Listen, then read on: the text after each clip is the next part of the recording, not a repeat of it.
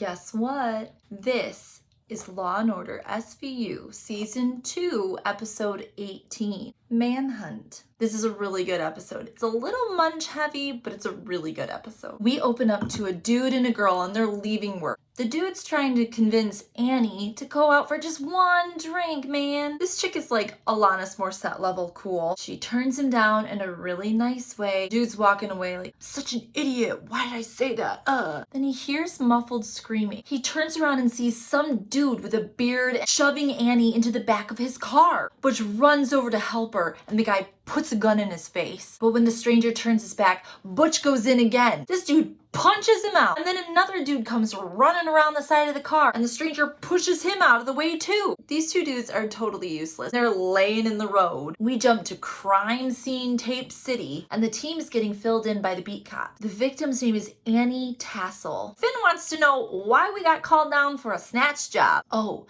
you want to know why? Well, we found this on the scene. A rag soaked in chloroform. The car was a green 4x4 and the two dude witnesses was Butch McGee, who worked with her, and Marty Potter, just a good Samaritan. Finn is still like, I'm sorry, is there something that I'm missing? But Munch knows this MO. Last summer, there was a dude who was abducting women, raped, tortured, and left their bodies stacked in an abandoned warehouse. Oh, you're talking about the Bowery Stalker. So talking to Butch and Marty, we find out that the perp had a beard and maybe some kind of cat tattoo on his arm. We're at the precinct and we're talking to Craig and filling him in with all the deets. How long has this guy been underground? Almost a full year. Then Munch walks in just a little late to the party. He's immediately frustrated that they started this team meeting without him. Is this because I didn't catch that guy last time? Aha. This was Munch's case. Cragen pats his little head and assures him that the only agenda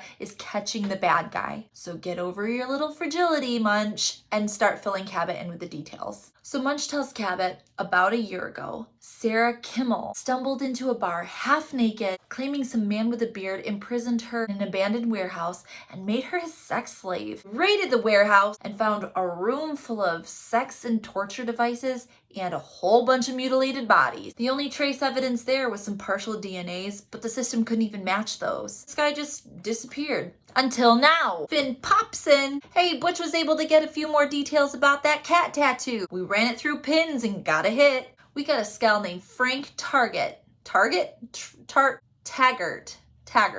On parole for assault. He works at the fish market. Guess where we're heading? Munch is no stranger to the fish market. We found out he actually used to work here. So Finn and Munch approach this guy. Frank Taggart? You don't know what this guy's doing, but he walks towards them and does the slowest spin move to take Finn down into a pile of fish. But he obviously didn't plan it out very well because it took 2 seconds to get him in cuffs. Now we've got Taggart in an interrogation room, and this guy's acting is just about as good as his choreography. I did nothing, and anybody who says otherwise is a liar. Okay, whatever, dude. We're gonna get all the witnesses down here to do a lineup. Cragen says, that also means Sarah Kimmel. Oh, Munch does not like that. We don't want to re-traumatize her. But the shit thing is, they're gonna have to use her, because Butch can't identify him. Damn it. And Marty Potter identifies the wrong guy. Damn it.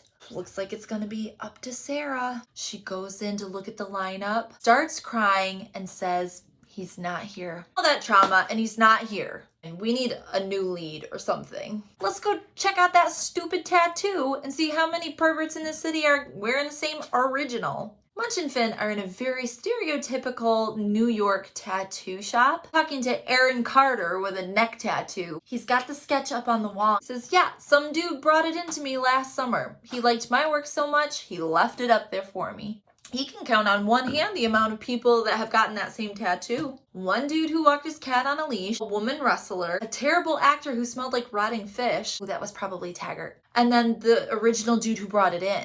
Okay, that first dude, what did he look like? Neck tat Aaron Carter says he had a beard. So they bring in that original sketch to the lab. I saturated the paper with ninhydrin, which revealed 2 distinct fingerprints, one belonging to the shopkeeper and one belonging to a John Doe. Munch and Finn are like, damn it. Until I ran it against the alternate data. Guess what? We've got a name. Daryl R. Kern. Let's get a home address. So with a warrant in hand, I assume. They head to Kern's house. They've got the place surrounded with a whole team drawing their guns. Bust the door down. Kern isn't there. But guess what is? A whole bunch of fucking travel receipts. We're back at the precinct and Munch and Finn are filling Benson and Stabler in. We can see that he took a specific route up to Walden Falls. 2 days later, takes the same route back down. 7 women have gone missing within a day of each of these trips. Cragen says, well, there's only one way to find him. Munch, Finn, pack your bags. You're heading north. And then you see Finn's face glaring at Munch like this is all his fault. He can't be out of the city. So in the next scene, we see Munch and Finn getting out of the car, just bickering after this 4-hour drive. The locals have already been briefed. Cragen sent the whole file up earlier. When they head into this quaint little police office, the secretary is a little starstruck. Chief, the detectives from New York City. This folksy ass chief gets up and shakes their hand. Welcome! So about this bad guy, serial killer and rapist by the name of Daryl Kern. Well, I know literally everybody in this town, so he must be keeping a low profile.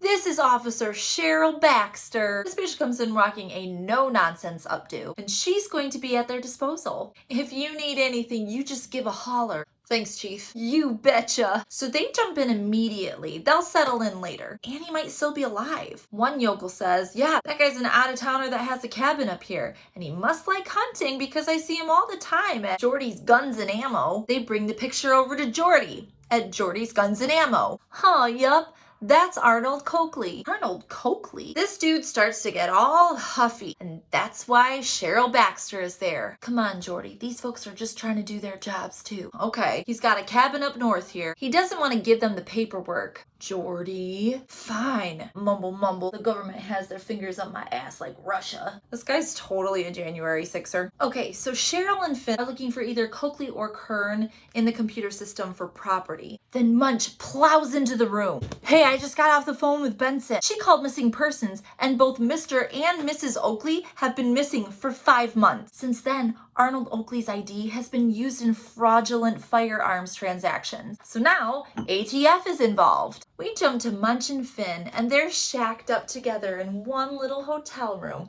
They're not happy about it. Munch asks Finn, so why'd you leave narcotics? My partner took a bullet that was supposed to be for me. Kind of took the fun out of it. Why'd you leave homicide? I'd had enough of dead bodies. Little did I know it's the living victims that tear your guts out. Just then, Munch's cell phone rings. It's Elliot. They've been combing through Kern's stuff, and guess what? They found blueprints for a bomb shelter. We'll fax them over. Hey, Cheryl, it's Munch. Do you know the owner of McCartney Lumber and Cement? Get him in. We gotta talk to this motherfucker. They get to the station 20 minutes later, and guess who's there? Some little hotshot from ATF. This sentence says Boston good old cheese chops. I have 0 idea of what that's supposed to say. Munch is all, well, back off because our thing is more important than your thing. Here they are. Cheryl comes in with those blueprints. Sure enough, that dude, yeah, he built Kern this bomb shelter. Whatever, money is money. But this guy knows exactly where it is. Chief Good Old Boy says, hey, I got 10 guys ready to go. Little ATF dude says, I got 5. Let's do this. Let's go. We jump to the snowy woods where once again, a whole team of dudes with guns bust in and nobody's here. But guess what? There's the door to the bunker. We head down the stairs with flashlights on, and there's a body that's clearly been tortured. Munch squats down next to her and says, sorry, Annie. The next scene hits you like 15 dead bodies, because that's what they got lined up in tarps, all found in shallow graves by the bomb shelter. So judging by these tire tracks, Kern left an hour before we got here. Somebody tipped this fucker off. But what's this? An operating manual of sorts, like a journal, but written in really obnoxious military code. Reading through an entry, it looks like Kern has an accomplice. The worm is in the apple. I bet it means the Big Apple, like New York City. We're back at the precinct in New York City, and Cragen wants to know if we've got any leads on who this accomplice is. We figure it's some kind of army buddy. We jump to talking to a couple of very stiff gentlemen in military outfits, and they know a fuck ton about Kern. He had a problem with authority, which means he had a problem with the military. Yeah, he killed the army's pet squirrel, and then we discharged him.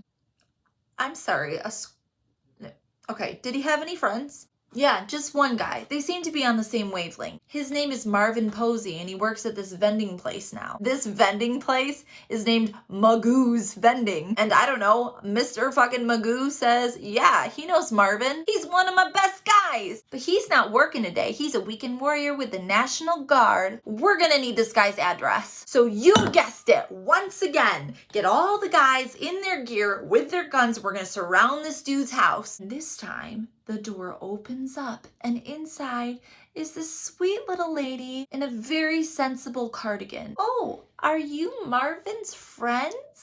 Okay, so this is Marvin's Aunt Mary. His mother was beaten to death with a tire iron by his father. He didn't like the way she did his shirts. She tells them very casually as she's pouring them tea. Oh, but she can't tell them where Marvin is because it's a secret, because he's part of the Green Berets. Check out his scrapbook sitting here. Guess who they see in the picture? Two guys. One of them is Daryl Kern. Not a big surprise. Marvin?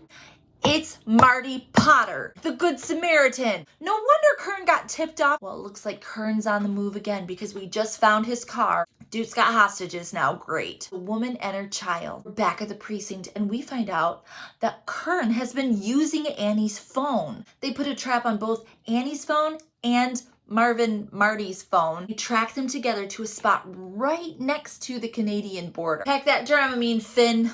We're heading north. Jump to a few hours later. They're a half mile away from this little farmhouse. The local police are sure that Kern is there, but they haven't seen the woman and the child. And one more time for this episode, everybody puts on their tactical gear, takes their guns, surrounds this house, and busts in. But we're actually following Munch, and he's heading over to this shed. He opens the door. Hanging up and gutted is a dead Marvin with the phone taped to him. Munch is kicking over trash cans. He played us like fools. Calm your tits, Munch. Kern just got picked up for shoplifting in Canada.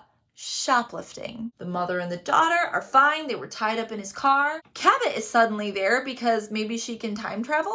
She's there because things can get kind of tricky judicially when they cross into a different country. All right, Munch, here's your chance. Talk to this motherfucker in an interrogation. Shoplifting? Pretty embarrassing, man. As confident as Munch is, this guy gets under her skin really quickly. There's way more than 18 bodies, but he'll never tell. Every time a victim screamed, I had a little laugh at your expense. Kern knows that Canada will not extradite a prisoner if they're up for a capital murder case. This is news to Munch. He goes out kicking and screaming at Cabot. True, how can they do this? He's the bad guy. Munch, you've done your job.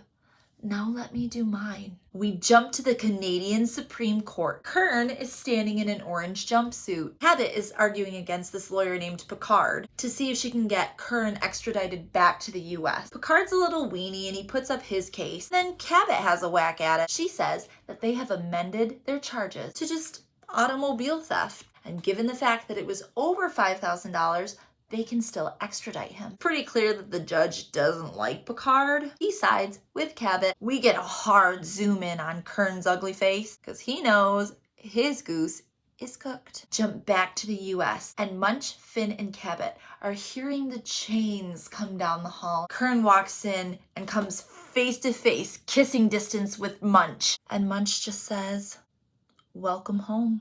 And that was Law & Order SVU Season 2, Episode 18.